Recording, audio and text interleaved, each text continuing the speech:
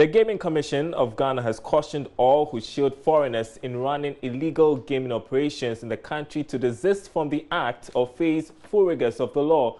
Public Relations Officer of the Commission, Beatrice Baden, gave the warning in an interview with Joy Business. Here's more in this report. The Gaming Commission of Ghana is clamping down on illegal gaming operations in the country. The move, according to the Commission, will ensure sanity in the gaming industry. The latest swoop was in the northern region, where 27 jackpot machines were confiscated from some illegal operators. The joint swoop by the Gaming Commission and the Ghana Police Service revealed that although a number of the gaming centers are owned by foreigners, Ghanaians are running the business as managers. Public Relations Officer of the Commission, Beatrice Baden, warned against such acts. The major hurdle we've identified so far is the fact that our own locals, our own Ghanaians, are actually fronting money for these expatriates. There are a lot of expatriates involved in these activities. A lot of them are registered, but a lot more are not registered. And you have the unregistered ones being fronted for by our Ghanaians. Now, if we as Ghanaians continue on doing this, you impede the work of the Commission, and our children keep being exposed to these machines. The Gaming Act 2006 Act 721 states categorically that a child, let me quote the section, it's section 48. It states that an operator should not permit a child anywhere close to the facility, let alone to play the game. But unfortunately, because majority of these people are illegal operators, they don't bother to even find out the laws governing the operation. So they expose the kids.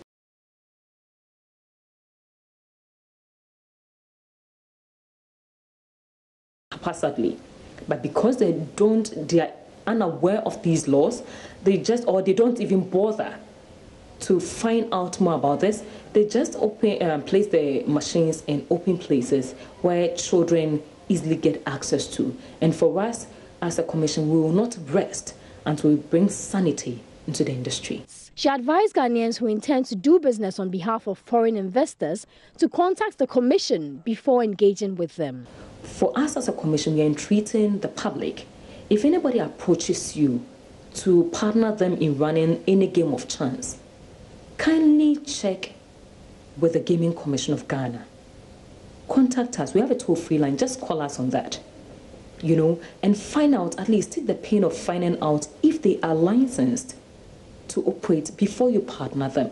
The operations, codenamed Direct Operations, is expected to run across the 10 regions of the country. For Joy Business, Karen Dodo. Now, energy think tank ASAP is questioning government's claim of using proceeds from the stabilization levy to cushion prices of petroleum products. Government earlier this month announced the decision to cushion the impact on consumers. Now, according to the Energy Ministry, this action should cost the state some 300 million Ghana cedis and should end by February next year. But Director of Operations at ASAP, Bemboachi, tells Joy Business this does not reflect the situation on the ground. Stabilization levy was put on petroleum products to ensure that when prices are going up, government could have some buffer or some money set aside to bring it back onto the market so that you can hold the petroleum prices over a period of time. And that is where you estimate that the rise in price wouldn't be for the long term. So you can hold it over a period, and then when the price stabilizes, you can actually take it out. Our argument all the time, all this while has been that you can't accumulate enough money to manipulate petroleum prices on the international market. And therefore the stabilization levy was not really relevant. And it has been justified over the period that the money that has been accumulated over the period are actually not enough to stabilize the petroleum product prices. So essentially what they do with that money is to stabilize the premix fuel for the fisher folks. And we now seeing how people are corrupting that money, because the more premix they consume, the more subsidy they demand. And when they demand that from the price stabilization levy, there is none left for stabilizing petroleum and petrol and diesel prices. Well, the Institute of Energy Security has also added its voice whether government is using funds accrued from the Price Stabilization and Recovery Levy as announced by the MPA. In an interview earlier on the marketplace, principal researcher at the IAS, Richmond Roxon, projected or said he was doubtful government is effectively applying the stabilization levy. He said as it stands now, it is benefiting oil marketing companies and bulk distribution companies and not cushioning the impact of fuel prices at the pumps. The period, you realize that the MPA doesn't make announcements when it comes to fuel prices, whether it's going to be stable, whether it's going to be same, whether it's going to go up. They don't make any announcements. So we find it interesting and intriguing that in this particular window, the MPA decided to come out. Looking at the price stabilization and recovery levy, it was 10 pesos on diesel, 10 pesos on LPG, and 12 pesos on petrol. What the MPA or what the government has done is that they have revised it from 10 pesos to 3 pesos. That means 7 pesos cut, and they are going to use that to stabilize prices. That is what the price stabilization and recovery levy is for, actually, to stabilize prices when prices are going to go up. So if you look at our statement, we said that we're expecting prices to remain fairly stable, and that even if we're going to have any impact, we're not going to see any difference more than 1%. That is if OMCs are going to apply the price stabilization and recovery levy. We have a challenge in the way the government is applying the fund. Basically, we have a challenge with it because one is that it's a levy. 10 pesos levy on each litre. So government looks as if it has reduced it from 10 to 3. If you're going to do that reduction, definitely they're supposed to go to Parliament. So are you signing with ISEP questioning yes, the claim that indeed truth is that, like I mentioned, the consumer is not benefiting. If the end game is for the consumer and the consumer is not benefiting, how do you say you're applying it? Because in the last 2 years where you've applied it, you haven't seen even a peso reduction. So how are you applying the fund? It is going to the BDCs and the OMCs and not the consumer. And while we have an update on the story we've been reporting about prices at the pumps, the MPA has released a statement. Joining me in studio is Assistant Editor Emmanuel Abwadjiri with the latest. So what essentially is the MPA saying? Well, the MPA is basically assuring consumers that over the Yuletide, it is going to witness reduction of petroleum prices or prices of petroleum products at the pump, because basically the indicators that the crude oil prices have stabilized on the world market, and also the depreciation of the cedi is quite favorable for us. Now, currently, government is also implementing the price stabilization and recovery levy. And just as we walked into the studio, there is an update. Earlier, government came out with a levy and it excluded petrol. It only concentrated on LPG and diesel. But now the MPA has added petrol and has come out with the latest update on this. If you permit me to read just a portion of it, and the letter says, we refer to our letter with reference number NPA IML 012 and dated on the 30th of November on the subject revised price stabilization and recovery levy effective 1st December. Now, in the said letter, the authority said, the authority revised the price stabilization and recovery levy, also known as the PSRL, from 10 Ghana pesos per litre to 3 pesos per litre for both diesel and LPG. So this was the original letter that came, but now it has added petrol to it. So you realize that the current the current letter, we have petrol, which is going to also witness a reduction of 12 pesos per litre for petrol. Of course, questions remain about how significant this price reduction would have on the actual price, and that is what people are really looking out for, because as it stands now, it's not virtually going to benefit. Moving on now, private sector players and other stakeholders are making an input into a new public sector reform strategy for efficiency and effectiveness. It will be implemented by the Public Sector Reform Implementation Committee through the Metropolitan, Municipal and District Assemblies. The truncated 2008 strategy is the latest of a number of reform initiatives since the 1980s. Now, Senior Minister Yao Safumafo explains government's commitment to reactivating reforms at a national validation exercise in Kumasi. Prince Apia was part of the exercise and our reports. The public engagement is expected to culminate in a draft legal document to guide public sector and empower private sector for Ghana's economic growth. The 6 key pillars of the strategy are expected to be validated and implemented between 2018 and 2023. The truncated 2008 strategy is the latest of a number of reform initiatives since the 1980s.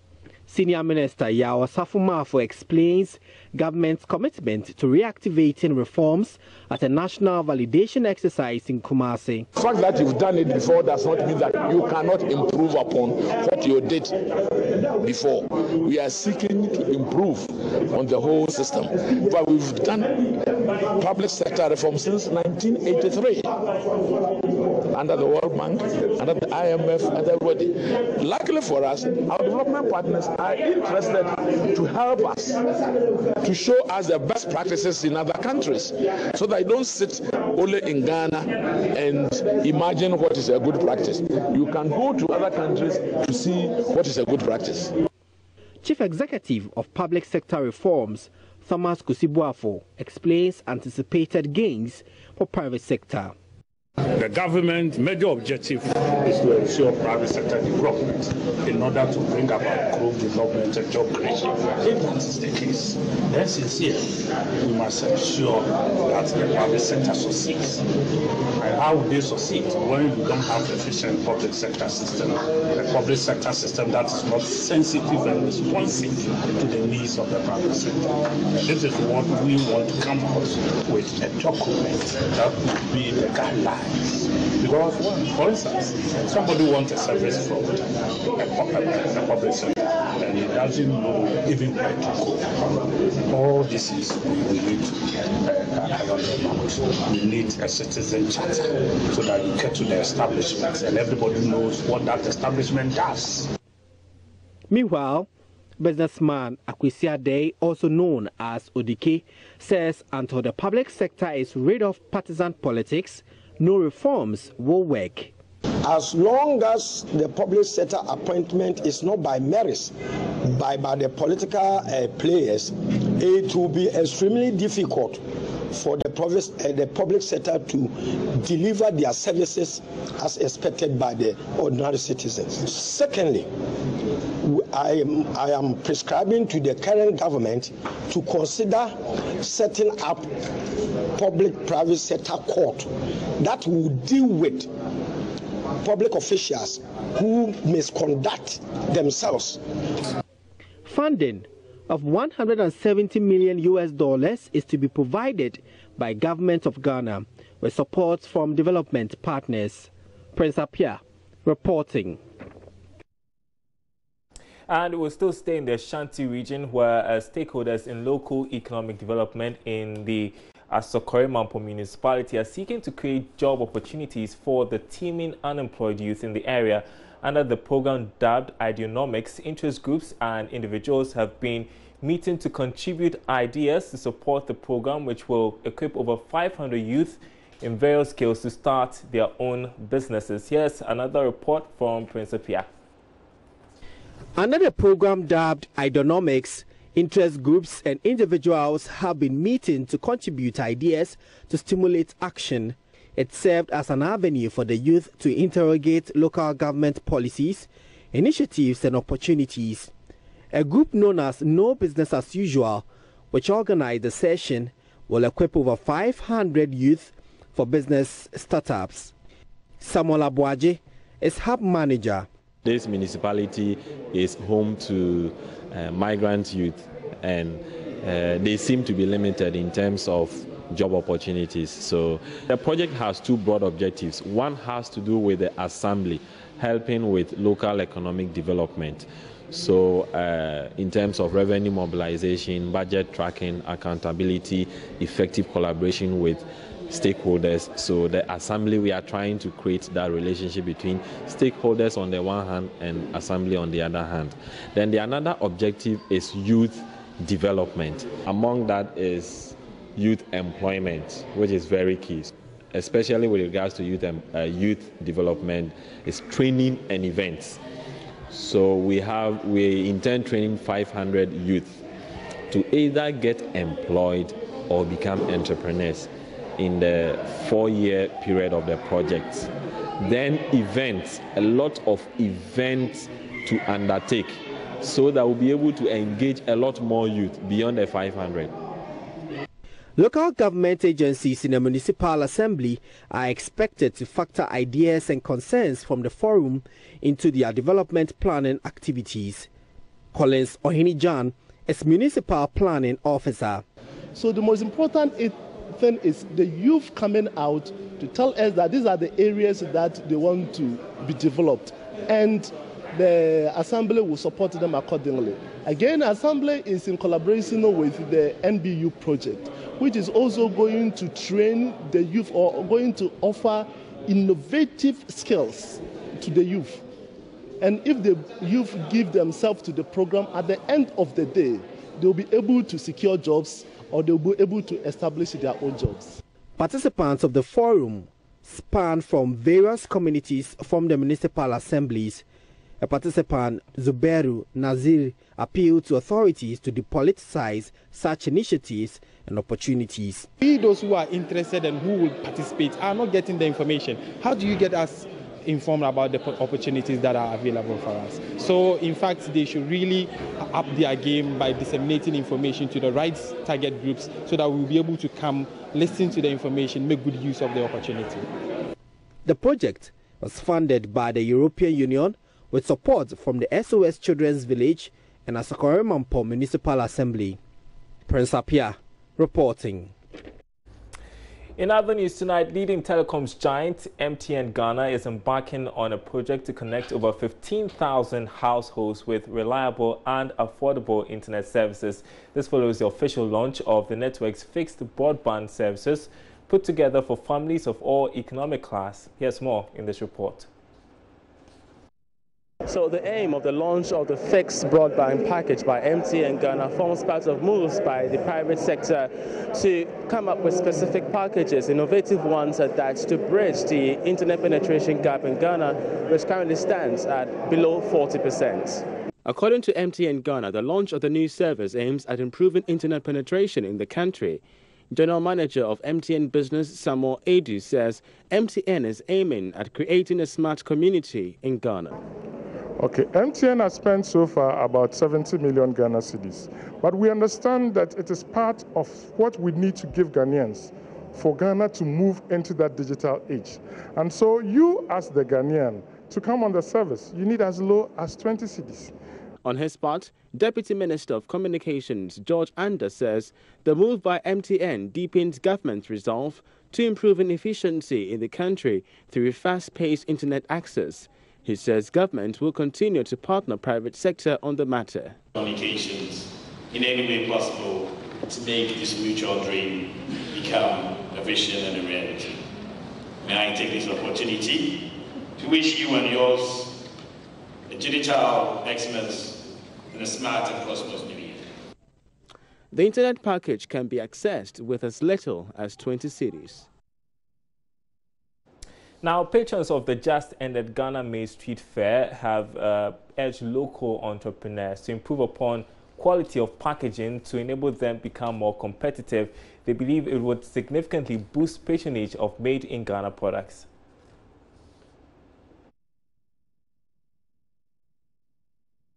Ghana's economy is still heavily dependent on imports. The over-reliance on foreign products has to a very large extent contributed to the country's economic challenges. Currently, government has announced a number of measures to build an economy based on local manufacturing. The Made in Ghana Street Fair forms part of efforts by government to encourage Ghanaians to patronize what is locally produced. The two-day event organized by the Ministry of Trade and Industry in partnership with Ghana Standards Authority at the Osu Oxford Street brought together hundreds of exhibitors showcasing Ghana-made products in a wide range. Some exhibitors JoyNews spoke with appealed for government support to enable them scale up. Since there is one district, one factory coming up, we are taking up that, and then we hope to provide for almost all the government institutions. At least if we are ordered to wear batakari once in a week as part of our African print, it will ensure and then promote Ghana-made goods. We have the raw materials, we have everything here. Like our products, they come, export it, go make it, repackage it, bring it back to me, sell it to me 100 cedis. What's the point? I have it right here. It's in the organic state, it's in the fresh state. So if I'm getting the help, that's fantastic, because we have to even do it, get our packages right, send it to them, and they buy it from us. We don't get this cheaper, so we can't sell it cheaper. So it makes the product very expensive. We just want to get it cheaper here in Ghana so we can sell it cheaper to our clients. That's all we want it. We want it cheaper here so we can also sell it cheaper to our clients and get money for the country and ourselves. Patrons appeared satisfied with the products on display. They, however, urged local manufacturers to ensure their products conform to high standards in the entire manufacturing value chain. Oh, I think it's a good idea, but I think textiles is on the loose here. You see a lot of styles, different styles and that sort of thing, and a variety of products, cosmetics, and I think there's a wide range of products. With regards to packaging, we need to heighten it a little. Our packaging is a bit low. It's not that much, it's not that attractive. And so if we can do something about the packaging, and again too, even with the clothing, if we can have a quality assurance division that can look at these things, then of course we can get to the international standard. I think Ghanaians must be proud of their country. This country has many blessings, many amazing ingredients, healthy products, tasty products. Ghana is blessed. It's a beautiful country. The fair was under the theme, Buy Ghana, Build Ghana.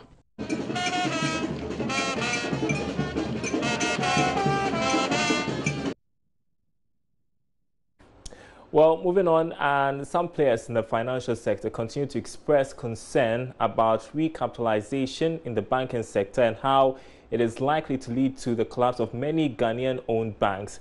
The CEO of IFS Financial Services Limited, Kojo Ohinche, is the latest to add his voice. Here's Charles Aite with the rest of the story. Bank of Ghana has set December 2018 as a deadline for banks to recapitalize up to at least 400 million cedis. The Chief Executive Officer of IFS Financial Services Limited, Kojo Ohinche, however, believes Ghanaian banks are likely to be the hardest hit. By 2007, the minimum capital for banks was 7 million cedis. So today we are pushing it to 400 million.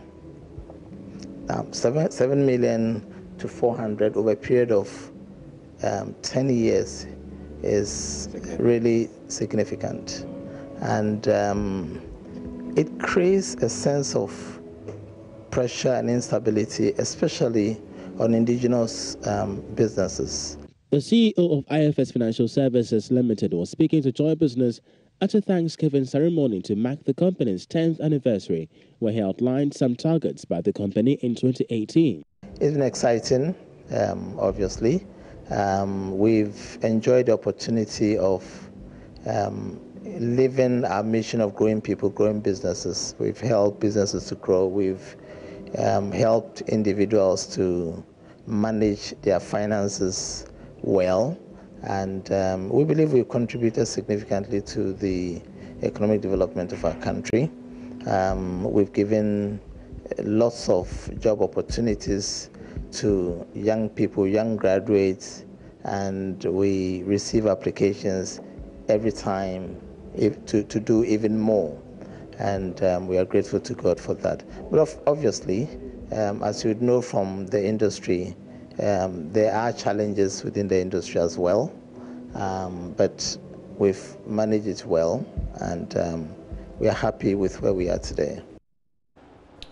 Some of the major infrastructure projects outlined in the 2017 budget are now set to take off from next year.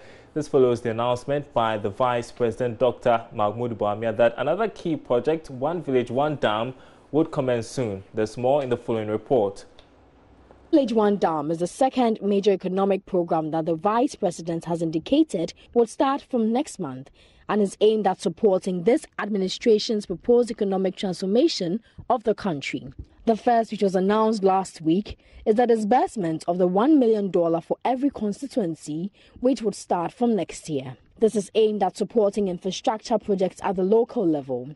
According to the Vice President, it is also aimed at supporting the growth of the agricultural sector. Of course, in the three northern regions, we also have the One Village, One Dam project. And again, this One Village, One Dam project is one that you have to start virtually now, because the rainy season is coming to an end. And this is really the time to start the construction of the dams. And so we should be moving very quickly with the development authorities to try as quickly as possible to begin those particular projects. For a large extent, it's really a caterpillar and bulldozer matter in putting these dams together. Some analysts is that looking at the funds allocated for capital projects in the 2018 budget, would it be enough to aid the completion of these projects? All right, we are turning to our interview of the day, and the Ghana Mine Workers Union is urging government to revive plans by the previous administration to establish a jewelry industry in Ghana to support local gold miners. According to the union, Ghana can add value to the gold it produces as a way of creating opportunity for the youth in various mining communities. The previous administration initiated plans to build a gold processing company in Ghana to move away from the export of raw gold, which has been criticized by industry watchers. General Secretary of the union, Prince William Ankra, made the suggestion in an interview with Joy Business.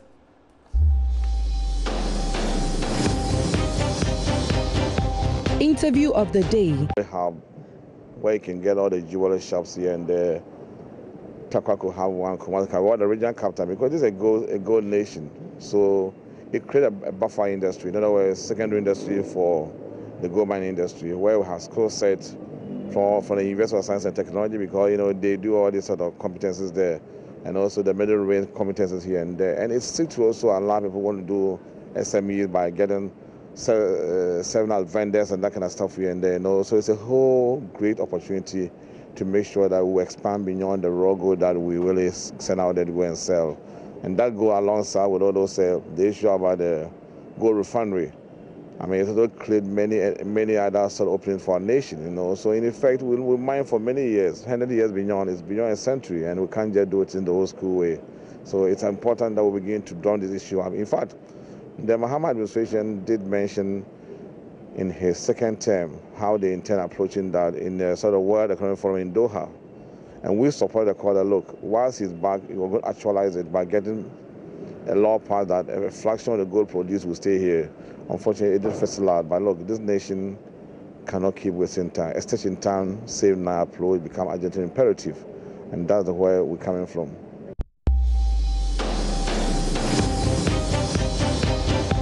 Interview of the day. And that's our program for tonight. Thanks for watching. There's more news on our website, myjoyonline.com/business. My name is Daryl Carl. See you same time tomorrow.